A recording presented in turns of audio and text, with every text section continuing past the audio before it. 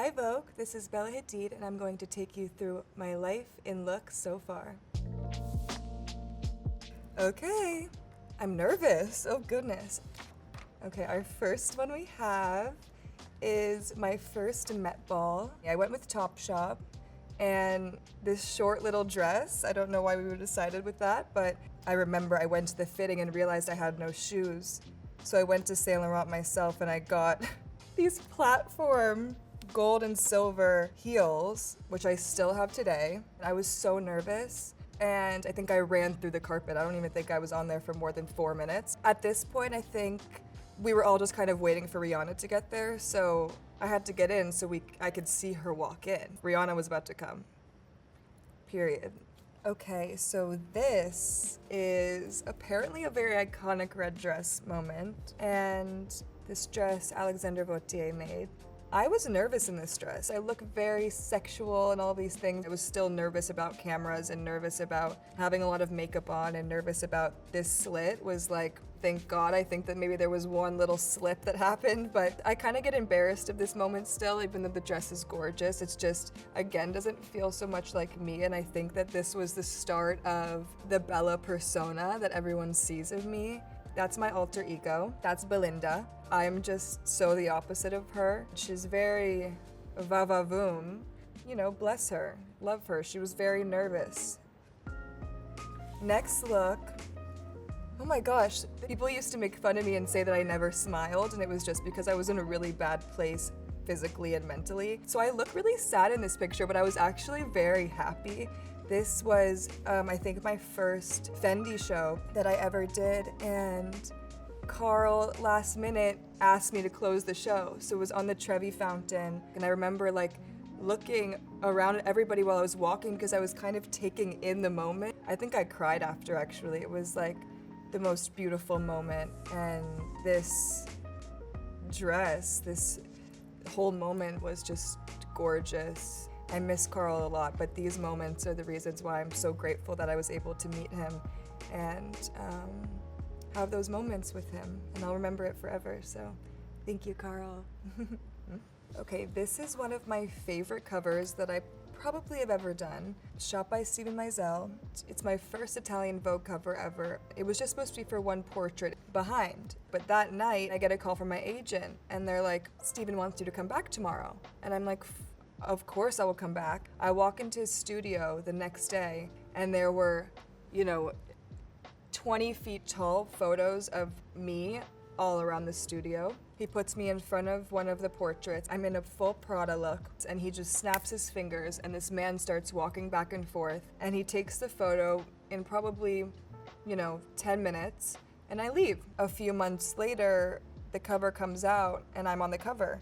And my agent didn't know, I didn't know, and Steven probably was the only person that knew, but he really made this like a magical experience for me, and to have that surprise aspect to it, especially with a magazine like Italian Vogue, it was one of the most incredible experiences I ever had. He's a blessing to be able to work with, and this picture for me, I'm gonna keep for the rest of my life. This was one of my favorite Met Ball looks I ever did. It's a full chrome hearts look. And Gareth Pugh did this top situation moment. The veil was sewn into my hair. The hair pieces, though, were like 25 pounds, so every time they would ask me to like look behind my shoulder, I couldn't keep my head up because it was so heavy. Honestly, it was one of the first times I felt really sexy and beautiful, and I felt like myself. This was the year that it was Heavenly Bodies. We kind of wanted to go with like the Dark Angel. She looked like a dark angel that night. So this is Casey's first show with Mugler. I got to the show when people were already sitting. The tights of this look kind of went viral, I guess is what the kids say. After this show walked, I saw everybody wearing these tights. This look is me walking into the Louis Vuitton men's show that Virgil did.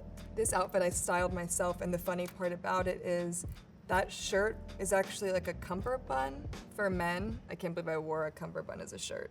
Now I'm still thinking about it, but anyways, I'm just a tiny top kind of girl, and I love oversized pants. I love oversized jackets. I love sexy masculine. I also love to show a little skin. I don't think there's anything wrong with skin. This was an amazing Vivienne Westwood moment. Andreas did this gorgeous wedding dress for me, for us. This show I was able to take out my dagger and kind of like, again, be a character. And I think I always design my wedding dress based on Vivienne's work, and I always, like, in my heart kind of manifested her making my wedding dress. I hope one day when I get married she can make it. I mean, it would be a literal honor for me. I don't know if that would even be a possibility, but if so, it's me and you, Vivienne. Dagger included. This is so funny. This is during quarantine. We got a message from Anna, and she wanted us to do a shoot about our life in quarantine. What's sad about this is this cow behind passed away. Rest in peace. Being in quarantine with my family, I felt like I was the 16-year-old middle child again. Any middle children know how it feels to be a middle child. Everybody hates me, no one likes me, I'm the black sheep, I'm naturally blonde, I wanted to be the opposite of everyone else in my family, and it was like my brother and my sister buddying up, and I just felt like the ostracized one, but it's okay, I know they love me.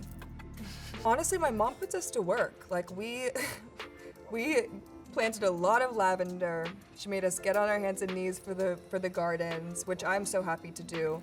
I'm just grateful we have this place, honestly. It's a blessing. It's a big blessing. Okay, next look.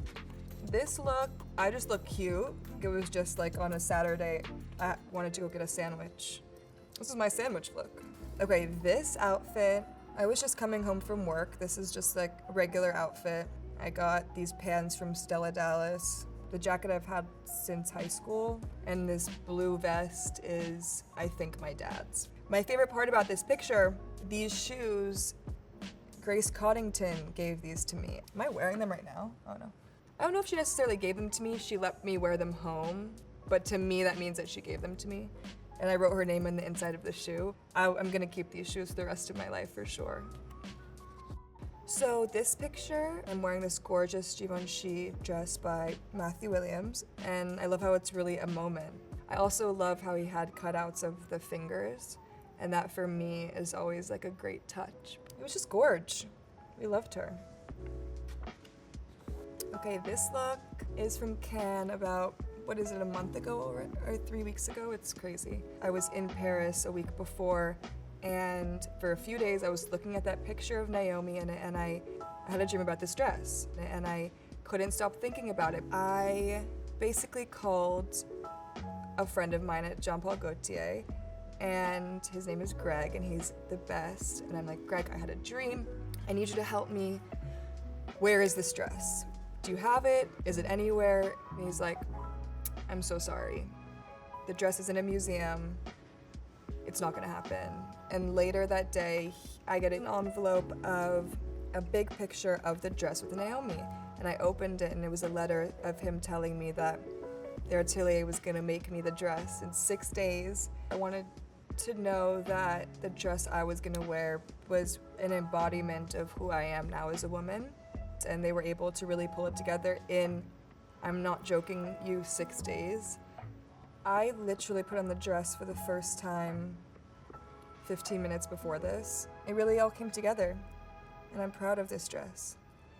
This look is Schiaparelli.